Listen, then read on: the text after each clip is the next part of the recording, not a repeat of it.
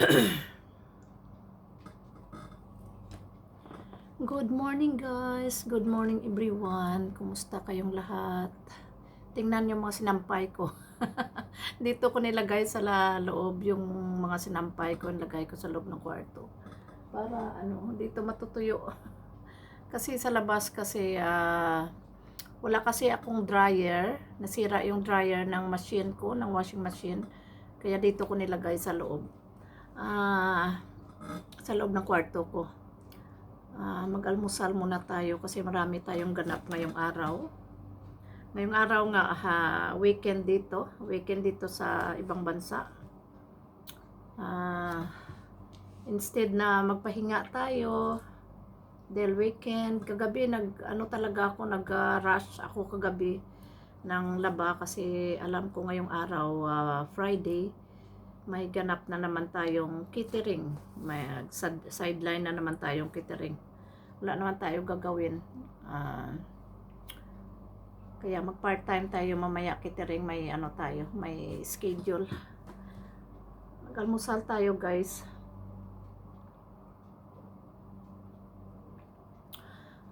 Shout out sa mga kapatid ko dyan sa Guimaras Island, sa mga kapatid ko, lahat kong pamilya. Advance happy fiesta sa linggo, fiesta na dyan. Wow, I missed. Ilang taon na hindi ako nakapamiesta dyan. At saka thank you so much, bumalik na yung dating busis natin, 100% na. At saka ano ba sabihin ko, mamaya may kitiring ako, kaya pagkatapos almusal, dahil nakalaba na ako, bukas na lang ako maglinis. Pagkatapos almusal asikaso ako, mag-repair ako ng uniform ko kasi maiksi yung uniform namin sa Sawaya, maiksi. Kaya pahabain ko kasi malapad naman yung niya, yung allowance niya. I-adjust ko lang.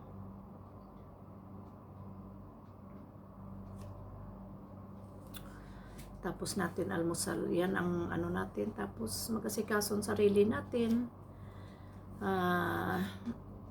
Kuko ko pala, hindi ko pa nalinisan. Yung kuko ko. Ito guys, mamadaliin natin sa pag-almusal.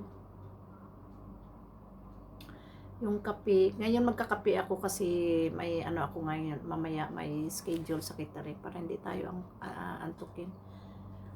Tapos kanina, nagising ako kanina around 9, may get na 9 o'clock. Tapos yun nga, nakausap ko yung isa kong kapatid sa Dubai na nagbabakasyon sa Atilita, yung taga Pasay, at saka nag-connect kami kay Ate Ilin sa Igang, yung isa kong kapatid na babae, mga ate ko, at saka isang kapatid ko pa sana, si Ate Mila. Yan ang gusto kong mag-usap-usap kaming tatlo kasi tutubin yung kasi wala Gusto ko ngayon ilan na lang kami magkapatid sa dinami-dami namin magkapatid. Ayaw ko lang banggitin kung ilan kami kasi makasabihin nyo impossible. Not impossible. Ako ang pinaka-youngest sa lahat namin magkapatid. Pero ilan na lang kami natira, 3 babae at saka 2 lalaki. Napakasad naman sa dinami-dami ninyong magkapatid, tapos ilan na lang kayo matira. Kailangan ako ang bunso. Ako na lang maglambing sa kanila, kaya ako na lang tatawag sa kanila. Madaliin natin kasi baka kakapusin naman tayo sa oras mamaya. Gusto ko may time ako mag-asikaso ba sarili ko.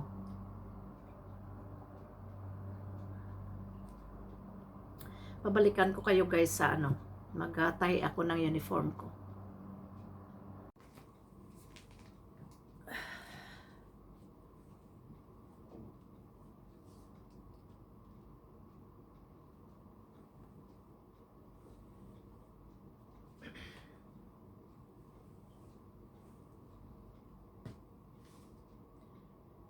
Guys, ito magtahi ako ng uniform ko kasi ang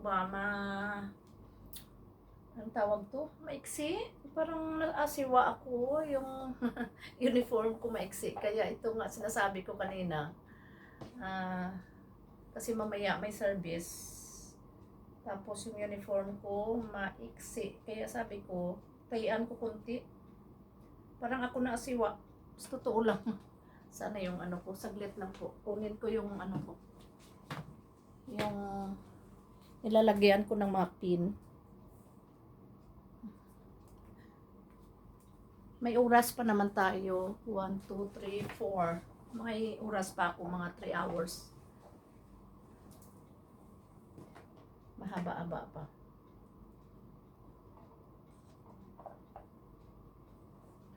Sinara ko yung bintana kasi ano, ang tawag to, masilaw, madilim sa kamera natin. Kaya ang gusto ko magkaroon ako ng sarili kong ano, ng ano ba, makina kasi kahit anong oras pwede ako magtahi kung anong kailangan sa mga damit ko, maiksi man o mahaba, mai-adjust ko ba. Ako na lang gumagawa. Sa magbayad ka sa ano, mahal. Eh marunong naman ako magtahi. Di sabi ko ako na lang magtahi, di ba?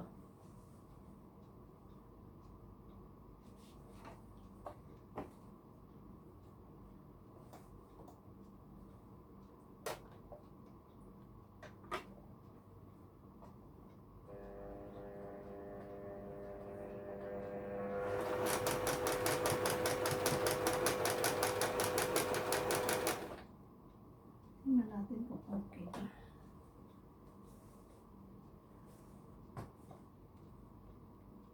Dinadala ko kasi mga uniform ko ba galing sa trabaho. Dinadala ko dito sa bahay kasi ako na lang naglalaba para in case na may service kami. Minsan may trabaho ako. Hindi minsan, araw-araw may trabaho ako sa school. Tapos pag may service kami sa catering, natawagan nila ako. Minsan diretso na lang ako.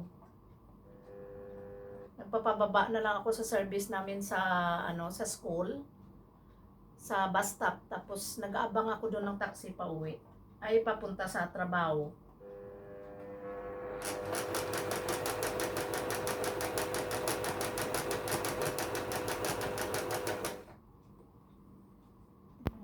Ito okay. Okay siya. Thank you.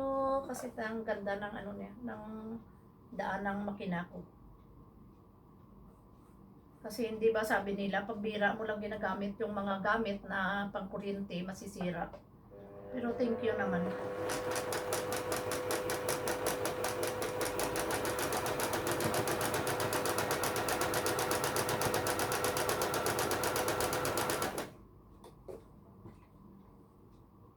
Ito. Maganda yung daan ng makina ko.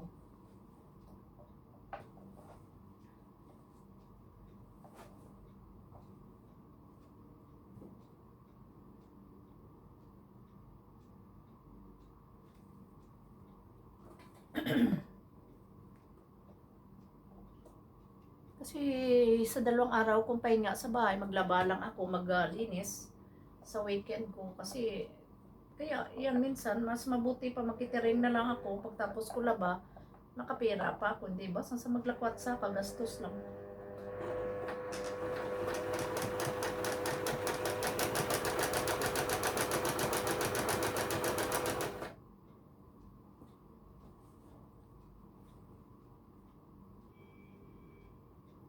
Minsan di mo rin maiwasan pagkasama mo mga kaibigan mo. Siyempre hindi mo rin yan maiwasan na na hindi gagastos, di ba, kahit konti.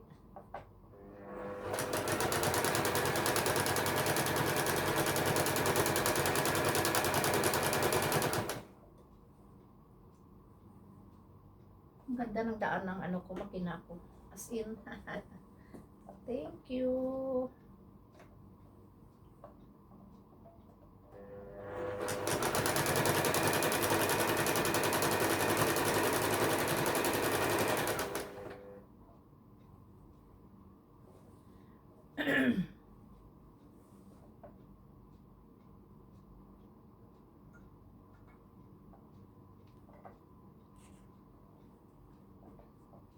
Kahit sino na lang tatawag sa akin sasama sa catering. Sumasama ako basta wala lang akong trabaho. 'Di ba? Sayang yung kita.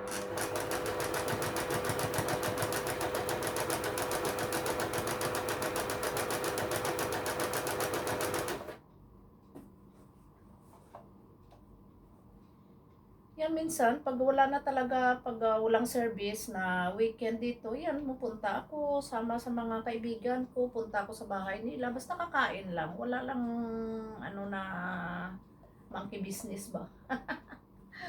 Iwasan natin yung ganyan kasi matanda na tayo.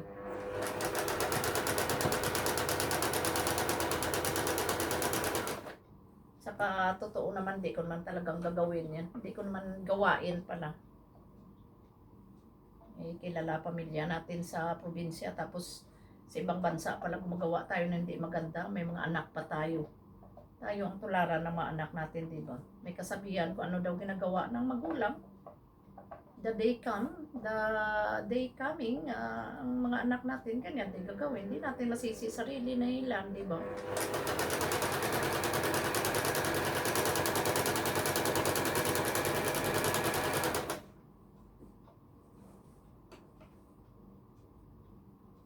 Kahit sa mga apo na lang natin mapakita natin na gumagawa tayo ng maganda.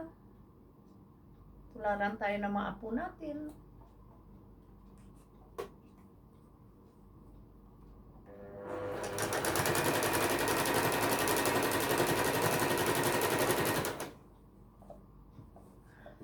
Hindi na ako nagluto kasi may naman ako pinirito ako doon na na pakpak ng manok.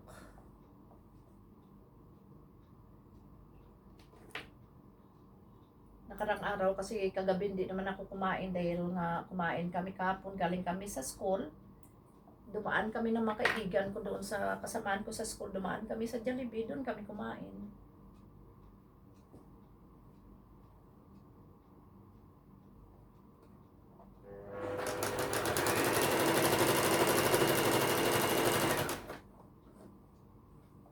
Ito, patapos na.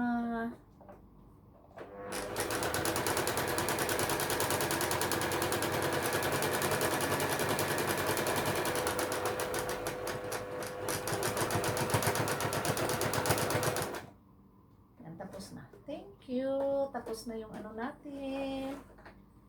Yung pagtahi ng damit.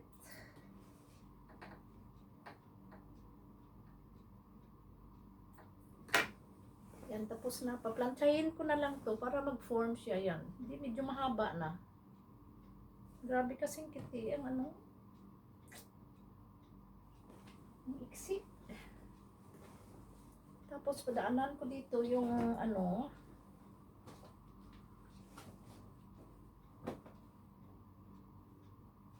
daanan ko yung ang tawag to.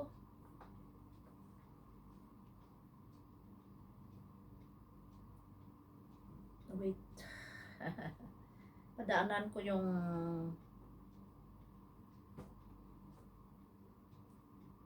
belt ba.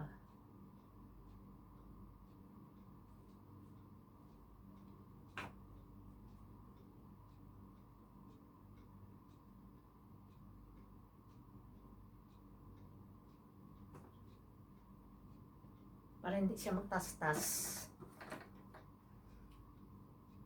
Hindi siya mag-move.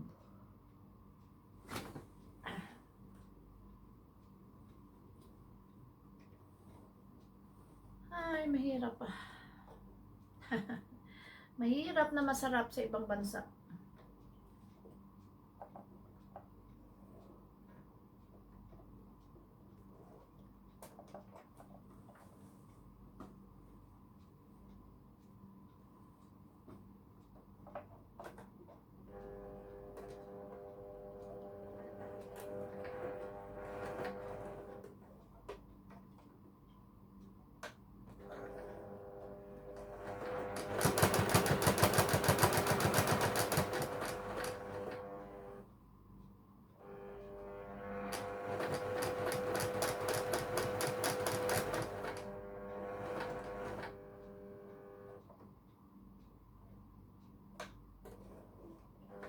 Akala ng mga pamilya natin sa Yung hindi nakaranas ng mag-abroad, akala nila masarap sa ibang bansa. Pero sa totoo lang, hirap. As in, hirap. Hirap sa ibang bansa, lalo na malayo ka sa pamilya mo. Pero sa katulad sa sitwasyon ko, talagang mahirap.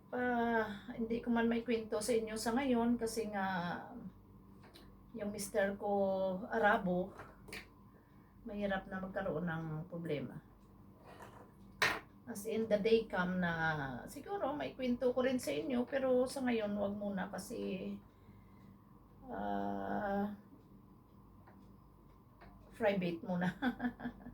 I-private muna yung ano natin, problema natin sa mga asawa natin. 'Di ba? Wag muna natin i-pressure yung sarili natin sa ganyan kasi mahirap ma-depressed. Mahirap na ma-depress sa ibang bansa. Tapos lalo pang nag-isa ka na lang, 'di ba?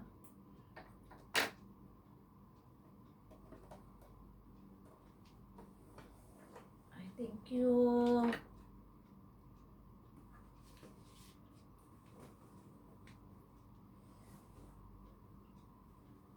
Ito guys, na ano ko na siya na ang tawag to, natahi ko na.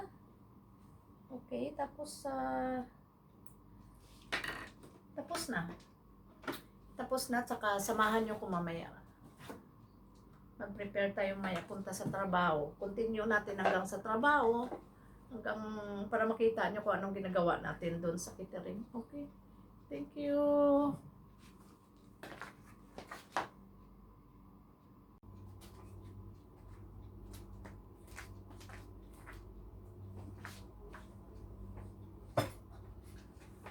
Guys, kain tayo ng lunch.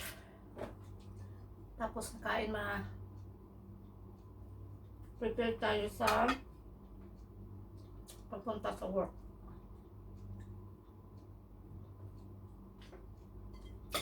Ito may leftover tayo na pinirito na na gisaw. Tapos yung leftover na pinirito na manok, yung pakpak, tsaka yung tawag to. Tsaka yung natin, leftover na mangga. Kain tayo.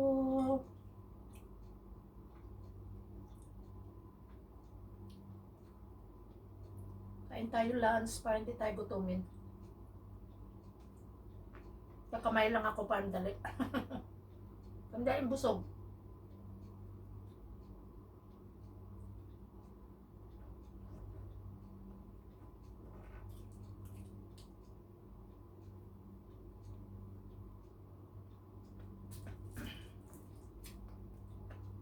Mga 4 alis na ako dito sa bahay. Wala pa naman 3. Mga 2:15 pa lang. May oras pa tayo.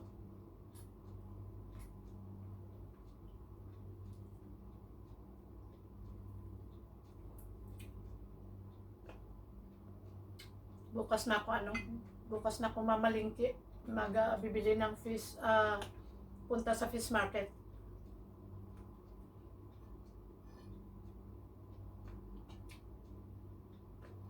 Kasi wala na tayo ulam sa loob ng freezer.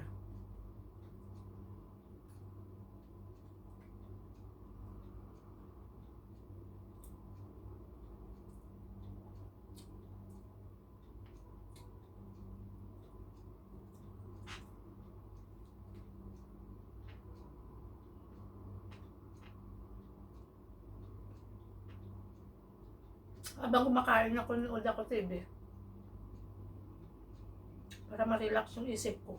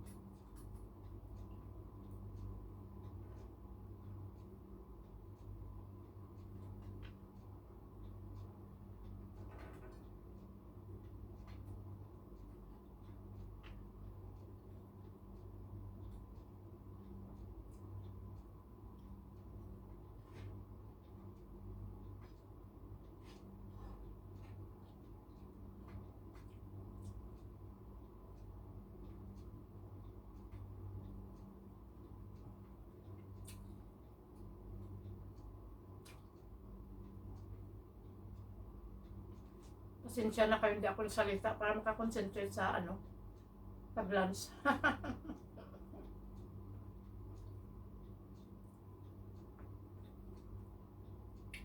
Gusto ko sana mag-live ngayon kaso lang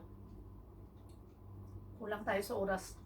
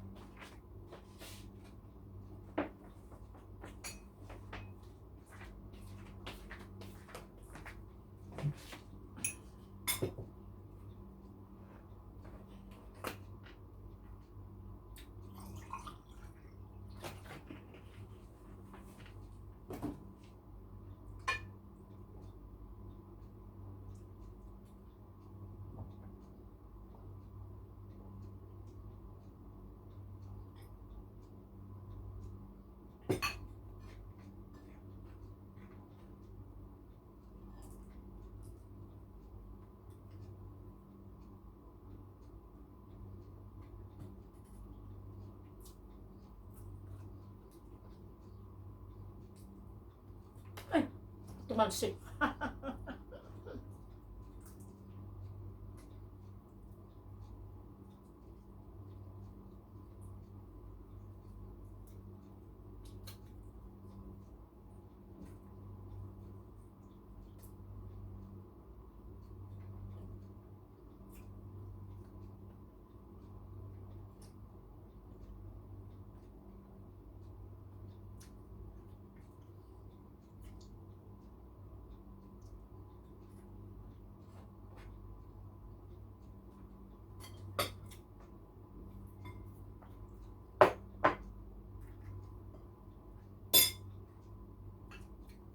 Ayaw ko na, hindi ko na maubos kanin ko. Dami kasing kinuha ko kanin.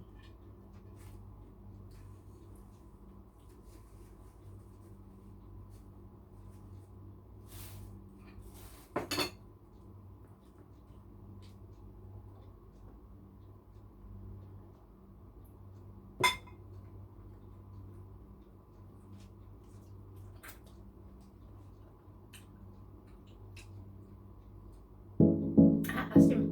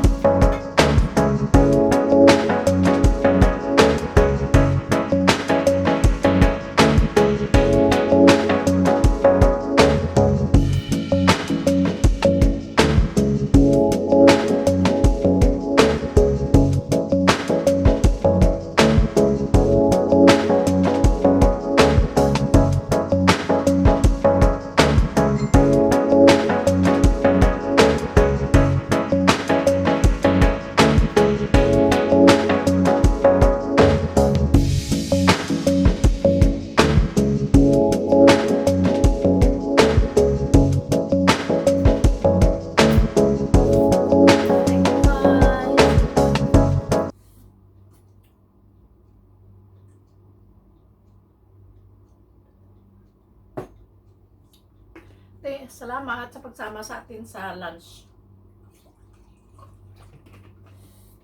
Mag-prepare na tayo. Tapos paligo. Plansahin ko muna yung uniform ko.